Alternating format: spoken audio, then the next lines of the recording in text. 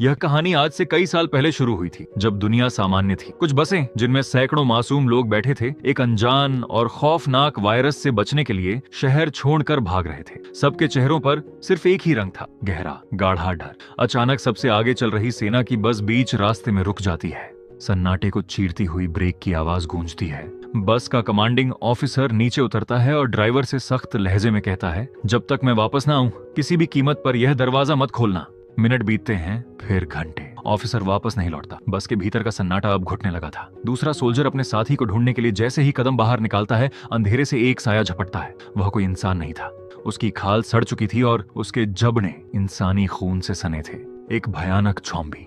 वह सोल्जर की गर्दन को बेरहमी से नोचता है और पलक झपकते ही गायब हो जाता है। बस के अंदर मौजूद पैट्रिक नाम का एक आम आदमी देखता है कि बाहर पड़े सोल्जर के पास एक राइफल है। अपनी पत्नी एमा और अपने नवजात बच्चे की जान बचाने के लिए पैट्रिक एक आत्मघाती फैसला लेता है। वह गन लेने नीचे उतरता है, लेकिन जैसे ही वह राइफल को छूता है, वही घायल सोल्जर, जो अब एक ज़ॉम्बी में बदल चुका था, उस पर हमला कर देता है। पैट्रिक किसी तरह रेंग कर बस के नीचे छिप जाता है, लेकिन तबाही शुरू हो चुकी थी। दर्जनों ज़ॉम्बीज बस के अंदर घुस जाते हैं। चीख पुकार, बहता हुआ खून और टूटते शीशों के बीच एमा अपने बच्चे को छाती से लगाकर एक लावारिस कार के अंदर छिप जाती है। पैट्रिक और उसका दोस्त जैक सही समय पर पहुंचकर कार पर हमला करने वाले ज़ॉम्बी को गोली तो मार देते हैं, लेकिन जब गाड़ी के अंदर की लाइट जलती है तो पैट्रिक के पैरों तले से जमीन खिसक जाती है। एमा की कलाई पर एक गहरा, ताजा और काला पड़ चुका ज़ॉम्बी बाइट था। वह संक्रमित हो चुकी थी। पैट्रिक बिना एक पल गंवाए अपनी पत्नी की जान बचाने के लिए एक खौफनाक फैसला लेता है। वह एक कुल्हानी उठाता है और एमा का वह हाथ कलाई से काट देता है। चीख और खून के उस सैलाब के साथ कहानी सीधे 7 साल आगे बढ़ जाती है। अब दुनिया वैसी नहीं रही। हर तरफ सिर्फ और सिर्फ बर्फ की मोटी सफेद चादर है। यह न्यू आइस एज है। ऐसा लगता है मानो कुदरत ने इंसानों के पापों को धोने के लिए पूरी धरती को फ्रीजर में नाल दिया हो। तापमान 0 से 40 डिग्री नीचे है। हर तरफ ऐसा सन्नाटा है जो कानों में सीटी की तरह बजता है।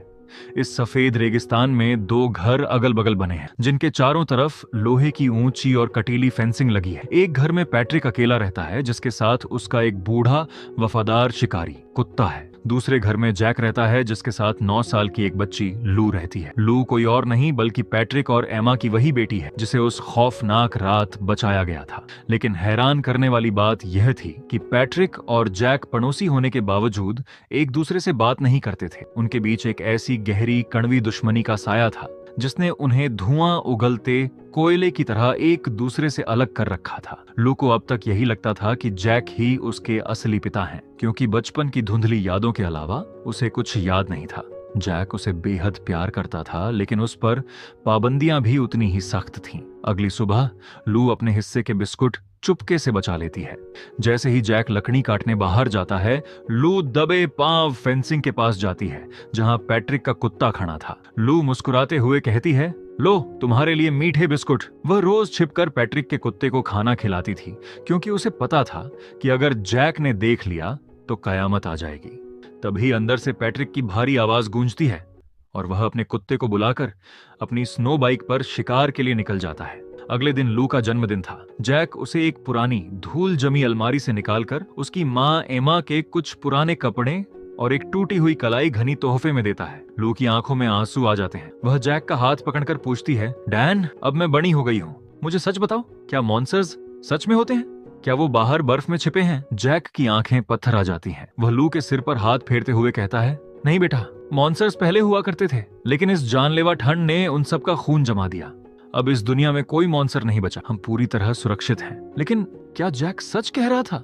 अगर दुनिया में कोई मॉन्स्टर नहीं बचा तो पैट्रिक हर रात अपने रेडियो सेट के सामने बैठकर शून्य में अपनी आवाज क्यों गूंजने देता था? क्या कोई मुझे सुन रहा है? मैं सेक्टर 4 से बोल रहा हूँ। कोई है जो जिंदा है? लेकिन रेडियो से सिर्फ सरसराहट की नरावनी आवाज आती थी। उसी रात लू अपने कमरे में सो रही थी। अचानक खिड़की के कांच पर किसी चीज के रगड़ने की आवाज आती है। क्रैच क्रैच। लू की आंखें खुल जाती हैं। कमरे के अंदर का तापमान अचानक और गिर चुका था। उसकी सांसें हवा में भाप बन रही थीं। वह उठकर खिड़की के पास जाती है और जो देखती है उससे उसका गला सूख जाता है। बाहर कटीली फेंसिंग के ठीक पार बर्फ के बीच एक साया खड़ा था। उसका पूरा शरीर सफेद था, जैसे वह बर्फ से ही बना हो।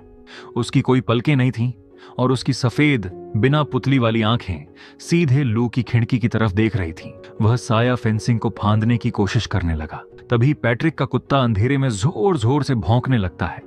कुत्ते की आवाज सुनते ही वह सफेद मॉन्स्टर एक अजीब सी चीख मारता है और अविश्वसनीय रफ्तार से चारों पैरों पर दौड़ते हुए जंगल के अंधेरे में गायब हो जाता है। अगली सुबह जैक लू को टेबल के नीचे नरी सहमी बैठी हुई पाता है। जब वह उससे पूछता है तो लू रोते हुए कहती है, डैन, आपने झूठ बोला था। कल रात एक सफेद मॉन्स्टर यहां आया था, उसकी आंखें नहीं थीं। जैक उसे फिर बहलाने की कोशिश करता है, लेकिन लू चिल्लाकर कहती है, अगर बाहर कोई खतरा नहीं है तो हमारे घर के चारों तरफ इतनी ऊंची फेंसिंग क्यों है? आप मुझे कभी अकेले बाहर क्यों नहीं जाने देते? जैक के पास इस बात का कोई जवाब नहीं था। उधर पैट्रिक अपने कुत्ते के साथ भोजन की तलाश में मीलों दूर एक पुराने परित्यक्त सुपरमार्केट में जाता है। वहां चारों तरफ बर्फ जमी थी। जैसे ही वह डिब्बा बंद खाना ढूंढने के लिए एक रैक हटाता है, उसकी नजर जमीन पर पड़ती है। वहां एक ताजा मारी गई लोमड़ी का शव पड़ा था, जिसका मांस बेरहमी से नोचा गया था। खून अभी तक पूरी तरह जमा नहीं था, मतलब शिकारी यहीं कहीं था। पैट्रिक अपनी गन लोड करता है, तभी उसे अंधेरे कोने से घुरघुराने की आवाज आती है।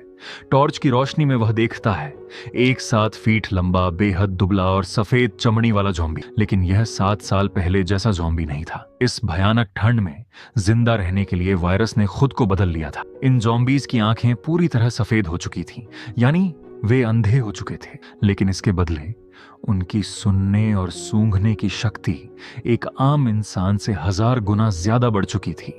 वे बर्फ के गिरने की आवाज भी सुन सकते थे। ज़ॉम्बी पैट्रिक की तरफ झपटता है। पैट्रिक किसी तरह सुपरमार्केट से बाहर भागता है और लोहे का भारी दरवाजा बंद कर देता है। वह अपनी स्नो बाइक पर बैठकर पूरी रफ्तार से घर की तरफ भागता है, लेकिन नर के मारे उसका संतुलन बिगड़ जाता है और बाइक एक पेड़ से टकरा जाती है। पैट्रिक दूर जा गिरता है और बेहोश हो जाता है। आपको क्या लगता है दोस्तों, क्या पैट्रिक इस म्यूटेंट ज़ॉम्बी से खुद को और अपनी बेटी लू को बचा पाएगा? अपनी राय कमेंट में तुरंत लिखें, क्योंकि अब कहानी उस मोड़ पर है जहां से कोई वापस नहीं आ सकता। जब पैट्रिक को होश आता है तो नजारा रूह कंपा देने वाला था। वही अंधा म्यूटेंट ज़ॉम्बी उसके चेहरे से महज कुछ इंच की दूरी पर खड़ा था। उसकी नाक हवा को सूंघ रही थी। पैट्रिक ने अपनी सांसें पूरी तरह रोक ली थीं। वह हिल भी नहीं रहा था। ज़ॉम्बी उसके बूट्स की गंध ले रहा था। तभी मीलों दूर से एक आवाज गूंजती है, ठाएं। दरअसल अपने घर के बाहर जैक लू को पहली बार राइफल चलाना सिखा रहा था। उस गोली की आवाज जैसे ही इस म्यूटेंट के कानों में पड़ती है, वह पैट्रिक को छोड़कर हवा की रफ्तार से जैक के घर की तरफ दौड़ पड़ता है। पैट्रिक चिल्लाता है, नहीं लू। वह अपनी चोटों की परवाह किए बिना बाइक उठाता है और जैक के घर की तरफ भागता है। वह दूर से ही हवा में गोलियां चलाकर जैक को चेतावनी देता है, जैक अंदर जाओ, वो आ रहा है। लेकिन जैक दूरी की वजह से सुन नहीं पाता। तभी बर्फ को चीरता हुआ वह म्यूटेंट पैट्रिक की बाइक पर पीछे से हमला कर देता है। पैट्रिक नीचे गिरता है। ज़ॉम्बी उसके गले पर अपने नुकीले दांत गड़ा देता है। पैट्रिक की चीख निकल जाती है। उसी वक्त पैट्रिक का वफादार कुत्ता अपनी जान की बाजी लगाकर ज़ॉम्बी पर कूद पड़ता है। कुत्ता ज़ॉम्बी को उलझाए रखता है, लेकिन वह मॉन्स्टर कुत्ते को भी बेरहमी से काट लेता है। पैट्रिक दर्द से कराहते हुए अपनी गन उठाता है और ज़ॉम्बी के सीने पर 2 गोलियां दागता है। ज़ॉम्बी घायल होकर जंगल में भाग जाता है, लेकिन तब तक बहुत देर हो चुकी थी। पैट्रिक का वफादार कुत्ता तड़प तड़प कर उसकी गोद में दम तोड़ देता है। पैट्रिक अपने साथी की लाश को लेकर अपने घर आता है। उसका दिल पूरी तरह टूट चुका था और उससे भी भयानक बात, ज़ॉम्बी ने पैट्रिक के गले पर भी काटा था। वह संक्रमित हो चुका था। वह अपनी ही गन अपनी कनपटी पर रखता है। वह खुद को गोली मारने वाला होता है। तभी अतीत का वो पन्ना खुलता है जो अब तक छिपा था। 7 साल पहले जब पैट्रिक ने एमा का हाथ काटा था, तब एमा बच तो गई थी, लेकिन पैट्रिक के मन में एक अजीब सा पागलपन और शक बैठ गया था। उसे लगता था कि एमा उसके दोस्त जैक के करीब आ रही है। एक दिन एक पुराने राशन स्टोर में पैट्रिक और एमा के बीच इसी बात को लेकर भारी झगड़ा हुआ। पैट्रिक गुस्से में अंधा होकर एमा को उसी स्टोर में अकेला छोड़कर लू को लेकर घर आ गया। लेकिन पैट्रिक को नहीं पता था कि उस स्टोर के पिछले हिस्से में एक ज़ॉम्बी छिपा था। पैट्रिक के जाने के ठीक बाद ज़ॉम्बी ने एमा पर हमला कर दिया और उसे मार डाला। जब जैक को यह बात पता चली तो उसने पैट्रिक को एमा का कातिल माना। जैक ने पैट्रिक को बुरी तरह पीटा और लू को हमेशा के लिए अपने साथ ले गया, ताकि वह एक कातिल बाप के साए में न पले। यही वजह थी कि दोनों पड़ोसी होने के बावजूद एक दूसरे के खून के प्यासे थे। वर्तमान में पैट्रिक खुद को गोली नहीं मार पाता क्योंकि अचानक उसके रेडियो से एक चमत्कारिक आवाज आती है। कोई महिला बोल रही थी, क्या कोई जिंदा है? हम स्प्रिंग फॉल से बोल रहे हैं। हमारी सुरक्षित कॉलोनी में सैकड़ों लोग जिंदा हैं। अगर कोई जीवित है तो यहां आ जाओ। पैट्रिक को जीने की एक आखिरी उम्मीद मिलती है, अपनी बेटी लू के लिए। उधर लू अपने प्यारे कुत्ते की मौत से बेहद दुखी थी। वह जैक से जिद करती है कि उसे अपनी मां की कब्र पर चढ़ाने के लिए ताजे फूल चाहिए, जो पास के एक ग्रीन हाउस में उगते थे। जैक फूल लेने बाहर जाता है। पीछे से लू छिपकर घर से बाहर निकलती है और उस कुत्ते की कब्र पर फूल रखने जाती है, जिसे पैट्रिक ने अभी अभी दफनाया था। रात का घना अंधेरा हो चुका था। जैसे ही लू कब्र पर फूल रखती है, उसके पीछे वही खौफनाक म्यूटेंट ज़ॉम्बी आकर खड़ा हो जाता है। वह लू की खुशबू सूंघ रहा था। लू जैसे ही पीछे मुड़ती है, उसकी चीख निकल जाती है। जैक फूल लेकर वापस आ रहा था। वह लू की चीख सुनकर पागलों की तरह दौड़ता है। वह बिना हथियार के उस 7 फीट के मॉन्स्टर से भिड़ जाता है। ज़ॉम्बी जैक को उठाकर पटकता है और उसके सीने को अपने नाखूनों से चीर देता है। ठीक उसी वक्त पैट्रिक वहां अपनी स्नो बाइक से पहुंचता है। वह ज़ॉम्बी के सिर पर निशाना लगाकर गोली मारता है। म्यूटेंट का सिर फट जाता है और वह वहीं ढेर हो जाता है। जैक घायल था लेकिन जिंदा था। पैट्रिक दोनों को अपने घर ले आता है। वहां वह उस म्यूटेंट के शरीर की जांच करके जैक को समझाता है, जैक, ये अब आम ज़ॉम्बी नहीं है, ये म्यूटेंट है। इनकी खाल इतनी मोटी है कि ठंड का इन पर कोई असर नहीं होता, लेकिन ये सिर्फ आवाज और गंध से शिकार करते हैं। तभी रेडियो फिर बजता है। स्प्रिंग फॉल की वह महिला कहती है, अगर तुम उन म्यूटेंट से घिर जाओ तो याद रखना, उन्हें सिर्फ और सिर में गोली मारकर ही खत्म किया जा सकता है और वे तेज आवाज से पूरी तरह भ्रमित हो जाते हैं। लेकिन इससे पहले कि वे कुछ समझ पाते, बाहर का सन्नाटा अचानक सैकड़ों खौफनाक चीखों से गूंज उठता है। म्यूटेंट ज़ॉम्बीज का एक बहुत बड़ा झुंड उनके घरों की तरफ बढ़ रहा था। पैट्रिक, जैक, लू और रास्ते में मिली एक और गर्भवती महिला सर्वाइवर एन को लेकर पैट्रिक के मजबूत घर के अंदर बंद हो जाते हैं। ज़ॉम्बीज की तादाद सैकड़ों में थी। वे दीवारों को तोड़ने लगे, छत पर चढ़ गए। एन को अचानक एक तरकीब सूझती है। वह घर के बने लाउड स्पीकर्स का तार जोड़ती है और पूरी आवाज में एक रॉक म्यूजिक गाना बजा देती है। तेज बेस और म्यूजिक की आवाज जैसे ही गूंजती है, बाहर खड़े सैकड़ों ज़ॉम्बीज अपनी संवेदनशील सुनने की शक्ति के कारण तड़पने लगते हैं। वे अपनी आंखें और कान पकड़कर गोल गोल घूमने लगते हैं।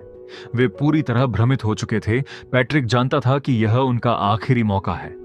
वह जैक की आंखों में देखता है और कहता है, जैक, तुमने लू को 7 साल तक पाला।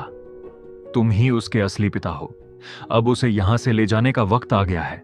मेरी गाड़ी की चाबी लो और स्प्रिंग फॉल की तरफ भागो। जैक रोते हुए कहता है, नहीं पैट्रिक, हम तुम्हें यहां नहीं छोड़ सकते। पैट्रिक मुस्कुराता है। उसके गले का ज़ॉम्बी बाइट अब काला पड़ चुका था। वह कहता है, मैं वैसे भी संक्रमित हूं जैक, मुझे अपनी एमा के पास जाने दो। पैट्रिक घर का दरवाजा खोलकर बाहर दौड़ पड़ता है। वह लाउड स्पीकर के तार काट देता है और खुद जोर जोर से चिल्लाने लगता है, यहां आओ कमीनो, मैं यहां हूं। म्यूजिक बंद होते ही सारे ज़ॉम्बीज का ध्यान पैट्रिक की तरफ चला जाता है। सैकड़ों सफेद साए पैट्रिक के जिस्म पर टूट पड़ते हैं। जैक, लू और एन को लेकर पैट्रिक की बख्तरबंद गाड़ी में बैठता है। लू खिड़की से पीछे मुड़कर देखती है। हजारों ज़ॉम्बीज के बीच उसका पिता पैट्रिक घिरा हुआ था। पैट्रिक लू की तरफ देखकर आखिरी बार मुस्कुराता है और अपने हाथ में मौजूद डायनामाइट के बंडल का ट्रिगर दबा देता है। एक बहुत बड़ा धमाका, पूरी बर्फीली घाटी हिल जाती है। पैट्रिक ने खुद के साथ आधे से ज्यादा ज़ॉम्बीज के झुंड को उड़ा दिया था। गाड़ी बर्फ को चीरती हुई आगे बढ़ जाती है। सुबह की पहली किरण फूटती है। जैक, लू और एन दूर स्प्रिंग फॉल की सुरक्षित दीवारों को देखते हैं। इंसानियत की आखिरी उम्मीद अब भी बाकी थी, लेकिन कहानी यहां खत्म नहीं होती। गाड़ी के पीछे की सीट पर बैठी लू का हाथ अचानक कांपने लगता है। वह अपनी मां की दी हुई उस पुरानी कलाई घनी को देखती है। तभी उसे अपने हाथ के पिछले हिस्से पर एक अजीब सा दर्द महसूस होता है। वह अपनी आस्तीन ऊपर करती है। वहां एक छोटा लेकिन बिल्कुल ताजा सफेद पड़ चुका खरोंच का निशान था, जो उसे कल रात उस म्यूटेंट से लड़ाई के दौरान लगा था। लू की आंखें धीरे धीरे धुंधली होने लगती हैं और उसकी आंखों की पुतलियां हल्की सफेद रंग में बदलने लगती हैं। वह अपनी सांसें रोकने की कोशिश करती है, लेकिन अब बहुत देर हो चुकी थी। अगर आपने इस रूह कंपा देने वाली कहानी को यहां तक देखा है, तो इस चैनल को अभी के अभी सब्सक्राइब जरूर करें और बेल आइकन दबाएं, क्योंकि ऐसी खौफनाक और दिमाग हिला देने वाली कहानियां आपको इंटरनेट पर कहीं और नहीं मिलेंगी। कमेंट में जरूर बताएं कि क्या लू स्प्रिंग फॉल पहुंचने से पहले एक मॉन्स्टर बन जाएगी। मिलते हैं अगली शानदार और रहस्यमयी दोस्तों के साथ। धन्यवाद।